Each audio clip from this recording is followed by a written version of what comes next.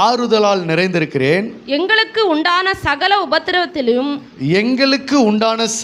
உபத்திரவத்திலும் பரிபூர்ண சந்தோஷமா இருக்கிறேன். அல்லேலூயா. அடுத்தது சொல்றாரு பவுல், எங்களுக்கு உண்டான உபத்திரவத்தில் நாங்கள் எப்படி இருக்கிறோம்?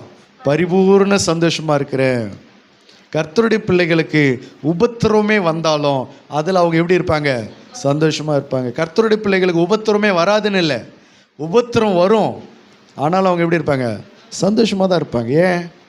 அவங்களுக்கு விசுவாசம் இருக்குது, அவங்களுக்கு நம்பிக்கை இருக்குது. கர்த்தர் பார்த்துக்குவார், கர்த்தரை செய்வார், கர்த்தர் நன்மை செய்வார், கர்த்தர் இந்த சூழ்நிலையை மாற்றுவார், கர்த்தர் இந்த வியாதியை சரிப்படுத்துவார், கர்த்தர் இந்த தீமையை நன்மையாக முடிவு பண்ணுவார் அப்படின்ற சந்தோஷம் அவங்களுக்கு இருக்கிறது.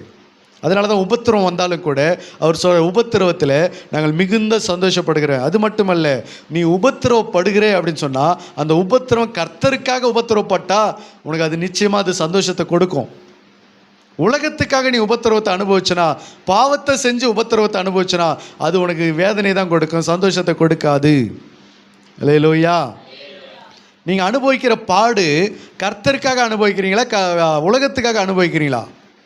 பாவத்தை செய்து பாடு அனுபவிச்சோம்னா அது நமக்கு சந்தோஷத்தை கொடுக்காது. ஆனால் கர்த்தருக்காக ஒரு பாடு அனுபவிச்சு பாருங்களேன், அது ஒரு சந்தோஷத்தை கொடுக்கும், அது ஒரு நிம்மதியை கொடுக்கும். ஏன் அப்படின்னா